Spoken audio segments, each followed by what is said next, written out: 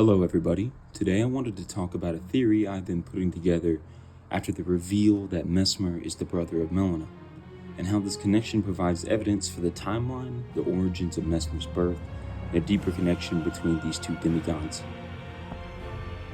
First, I wanted to start off with what we know about these two characters. Messmer is a demigod child of America, whose father is not explicitly stated. He was born bearing a flame and harboring a serpent within him. He is much older than some theories formed upon his reveal anticipated, the two main theories being that A. He was a child of America's union with Radigan, a union that also conceived the demigods Miquella and Melania, and this was formed due to the similarities he shares with the children conceived of this union, and B. He predates that union and could even potentially be the first child of America. Now that the expansion is out, we have solid evidence that points towards the latter. Mainly from Commander Gaius' remembrance, we learn that Radahn viewed Gaius and Messmer as elder brothers, and they were both cursed. Because of this, Gaius was not only the commander of Messmer's forces, but his friend. We'll get to Messmer's curse in a moment, but Messmer being in a position to be viewed as an elder by Radahn means at minimum he has to predate Radahn's birth and Radigan's marriage to Renala. However, I believe we have evidence in front of us all along that suggests Messmer's origins go even further back. In the mountaintops of the Giants, at the Giants' grave post, we can find many giant corpses ran through with large spear-like objects. The theory that Messmer was involved with the war against the fire giants was suggested upon his reveal due to the spear he wields and his title of the Impaler. Some, including myself, were not entirely sold on this, as the spear in the Giants, while somewhat similar, were not of the same design as Messmer's spear we see him wield in the Land of Shadow. After defeating Messmer and obtaining his remembrance, we can use it to obtain his spear, and his spear reads as follows: a great spear with a warped blade in the shape of an undulating flame, remade by the forging arts of the Realm of Shadow. This means Messmer's spear used to be different, as its design has changed during his time in the Land of Shadows, granting it the ability of this Miscrit weapon's throwable technique. We also know at minimum Messmer would have to have been sent on his crusade to the Land of Shadows post-birth of Radahn. Perhaps the original design of Messmer's spear in his time in the Lands Between had bore the design we see impaling the giants on the mountaintop, with only the one crescent at its hilt and a different blade. If this is possibly the original design of Messmer's spear we see, then this could be evidence that he participated in the war against the giants with Godfrey. Going off this, Messmer is now at minimum pre-war of the giants and pre-age of the Erdtree, as we are told that this age did not start until after the defeat of the giants. I want to take a step back from how deep Messmer is into the timeline for a second and discuss what we know about his curse and its symbology in the Lands Between. Messmer, like the other demigod children of America, was born of a curse, a fire that he commanded and a dark serpent that writhed within him. Both of these are heretical symbols in the age of the Erdtree, but the serpent is viewed with the utmost disdain, as even Messmer's loyal knights draw the line at this. As we see with the ashes of Black Knight Andreas, the first leader of the Black Knights, who, quote, though he remained a devout follower of Messmer after his flight from the Erdtree, he would rebel after learning of his liege's serpentine nature. Yet we don't know exactly why it is that the serpent is considered so blasphemous to the Erdtree. We know that this hatred of the serpent has a long history and could even stem from the origins of America herself, as we see in Messmer's remembrance that quotes, a malevolent snake writhed within Messmer, and so his very mother plucked out his eye and put in its place a seal of grace. Yet having done so, her fear compelled her to secret away her child within the Realm of Shadow, hidden away keeping company with the original sin and a hatred that would not be confined. So America seems to have a preconceived hatred and fear of the serpent prior to Messmer's birth, which is so strong that it's led her to send her son off on a false holy crusade to exact revenge on the Hornset and simultaneously sealing them and her son away. Why these feelings for the serpent exist are up to speculation, but I believe they are important to Messmer's conception, which once again is speculation, but I will get into that later. Summarizing this information, we can say that Messmer, who was born with a curse of an inner flame and a serpent, is older than the demigods we see in game, if not the oldest of the demigod children of America, whose father and circumstances of his birth are unclear. This information draws an interesting comparison when we look at the reveal of his sister from the expansion.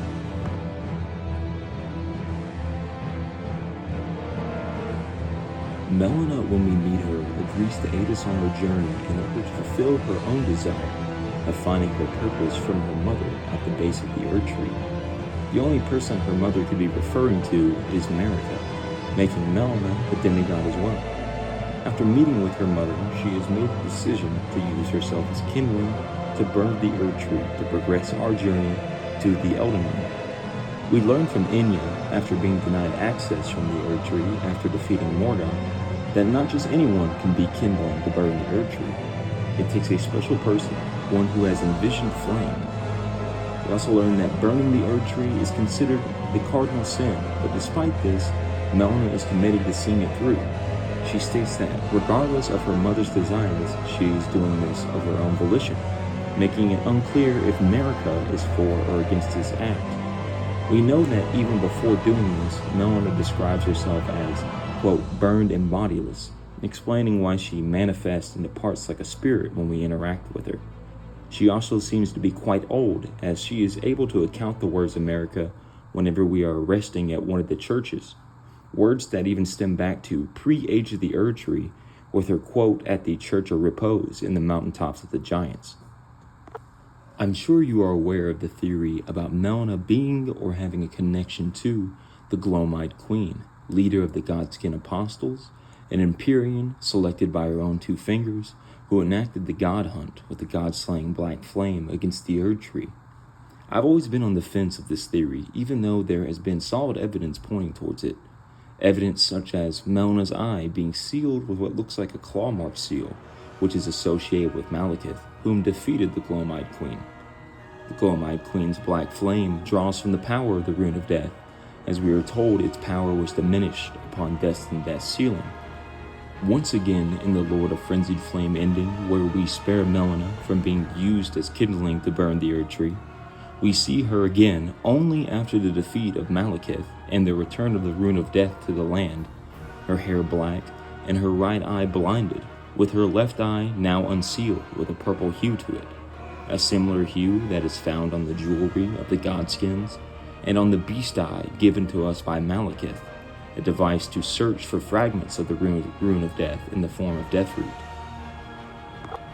The evidence for this theory was always strong, but regardless of that, I was still unsure about it for some reason. But now with the reveal of Messmer and his connection to Melina, I am now a firm believer of it. And before we take a look at the details of this connection, let's review what we know about Melina. She is a child of Marika, whose father and conception are unknown, who has possibly a long history in the lands between, with her ability to regard ancient words from Marika and the state of her physical form. She has a very strong connection to Destined Death and the black flame that draws power from it. But what does Messmer, being her brother, have to do with any of this? From Messmer's kindling, we are told that Messmer had a vision of flame like his younger sister. The only other demigod to have a vision of flame we are told of is Melina, this meaning Messmer and Melina are siblings. But I speculate that they are from the same union, instead of just being distant demigod siblings. This revelation of Melina's relation to Messmer sold me on that she was the Gloamite Queen. Both Messmer and the Gloamite Queen are the source of their flames, meaning she was likely born with it, like Messmer was born with his. Both of their soldiers have to channel these flames through incantations as well. We are told from the Flame Serpent incantation description that Messmer's knights could not give the flame purchase within them, so instead they had to channel it through incantations, much like the Godskins have to with the Black Flame incantations that are channeled to them from the Godslayer greatsword of their queen. The similarities of these two, both potentially being born with a flame to wield, or perhaps why these two are the only ones capable of burning the trees. In Melinas' case, the Erd Tree, and in Messmer's case, the Sealing Tree. Both of their factions also have a connection to the serpent, Messmer with the wicked serpents he was born with, and the Gloam-eyed Queen with her apostles, who bear serpent features in their eyes and tails, who can elongate themselves much like the serpents we see in Volcano Manor. I believe the similarities of their powers and how their followers channel them identify a closer relation when referring to them as siblings, as demigod siblings of the same parentage often share or mirror their curses and abilities. I believe this speculation fits into the timeline as well. As stated prior, we can point towards Messmer being around at least pre-Fire Giant War. We know that the Godskin hunts had to have took place after the War of the Fire Giants, from the Black Flame Monk armor, which says that it is an armor of a traitor's fire monk who gave in to the temptation of the Black Flame. The monks being stationed as, quote, guardians of the Flame of Ruin, forbidden by the Erd Tree, meaning the fire monks had to have already been formed to guard the Flame of Ruin prior to the rising of the Godskins and the temptation of the Black Flame. We also know that the Rune of Death was plucked from the Golden Order upon its creation. However, this does not mean it was sealed away. We know that the Elden Ring and the runes that make it up dictate how existence works in the lands between. This is why America removed the Rune of Death from the Elden Ring, so that her reign may be eternal. This is also consistent in the Mending Rune endings, where each Mending Rune we can choose to add to the Elden Ring has an influence on the age that precedes it. Malekith's sword is said to have been imbued with the power of destined death, and he has already obtained the title of the Black Blade by the time he defeats the Gloam-eyed Queen. It is after this defeat that the Rune of Death is sealed, and that the Black Flame loses its power. What this sealing entails exactly is unclear, but it is not the sealment in his flesh that we see in his boss fight, as we are told he had done that after a fragment of the Rune of Death was stolen in the Night of the Black Knives. I theorize that the Rune of Death was simply removed from the Elden Ring during the time of the Godskin Uprising and still existed, but no longer a natural force in the world. More that at this moment in time, it was a weapon used by America's shadow-bound beast to bring death wherever she may need it. The Gloam-eyed Queen's flame being able to draw power from it still, as it has not been sealed yet. This would place the time of the Gloam-eyed Queen's Godskin apostasy in between the defeat of the Fire Giants and the shattering of the Elden Ring, while a broad timeline, it is still during the age of the Erd Tree rather than before it. From these speculations, we can assume that Messmer and Melinas / the Gloam-eyed Queen were close in relation as siblings, when looking at the timeline we've stated and the similarities in the powers they channel. But it also raises the question is, who was their father? Now, none of these speculations going forward I can fully say I believe in, but nevertheless, I think it raises an interesting discussion. We are never told who was the father of Messmer and Melina outright, but out of the official unions we know of with America, they do share the most similarities with the children with Radigan, both having red hair. I do want to say that I don't factor in the naming convention that is often used when discussing the connection of a demigod to their father, as America both had children whose names started with the letter M with both of her official unions. I actually would like to suggest that the naming convention has more to do with the mother than it does the father. All of Renala's children were named with R, and all of America's were named with M. This interpretation of the naming convention closes the hole America and Godfrey's children, Moog and Morgott, make when you use it to refer to the father. Except for Godwin, but I don't want to go down that rabbit hole right now. Godwin is weird. This is a matriarchal society, so it would make sense that the name would take after the mother more than it would the father. Regardless, Melina and Messmer do share the most in common with Radigan, having his distinct red hair. But Mikla's existence does show that just because you are a child of Radigan doesn't mean that you will inherit his red hair. But when regarding Messmer, something just tells me Radigan might not be his father. I do believe Radigan has always been a part of America as her time as a god, but I have this suspicion that Messmer's birth has something to do with the history of the serpent and the, quote, seduction and betrayal America did in achieving godhood from the story trailer. Some of you may have seen Tim Diggity's video theorizing that we see America reach into the eye of a snake in that trailer, and that snake is the Gloamite Queen. In that theory, I don't believe the Gloamite Queen part, as I think what America did was long before the god skin hunt. America would have had to achieve godhood before removing the Rune of Death from the Elden Ring at all, and would have had to have defeated the fire giants to begin the Age of the Erdtree. And if Melina, her daughter, was the Gloamite Queen at some point, she would have had to have been born after her ascent to divinity at the minimum. But I did see the serpent resemblance he was pointing out, and really like that idea. America also has a pre-established fear of the serpent before Messmer's birth.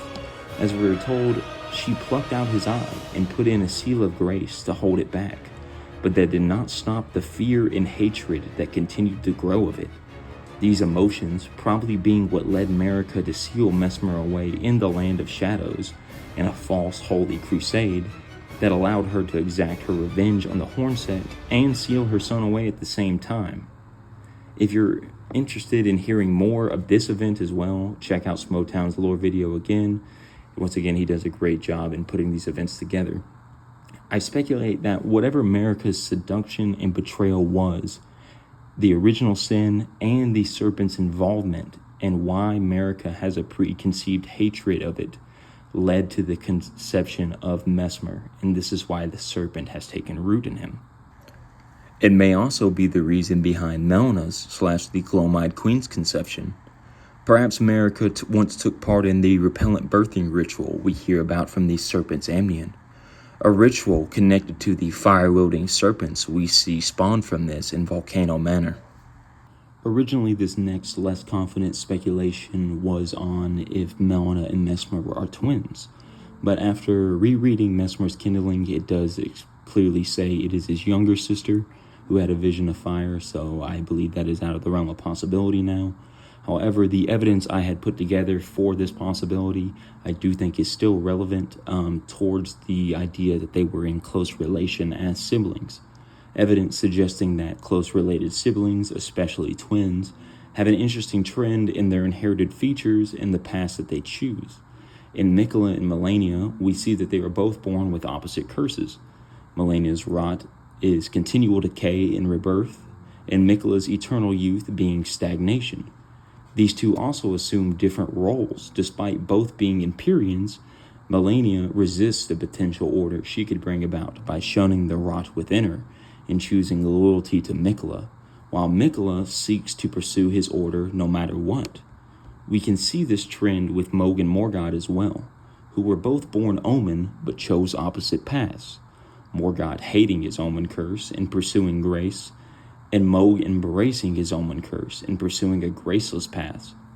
Messmer and Melina somewhat share this trend as well, as Messmer, despite being feared and hated for what he was born with, was loyal and followed Marika's will no matter what she asked of him, becoming a symbol of hatred and fighting for grace until finally, at his last breath, curses his mother.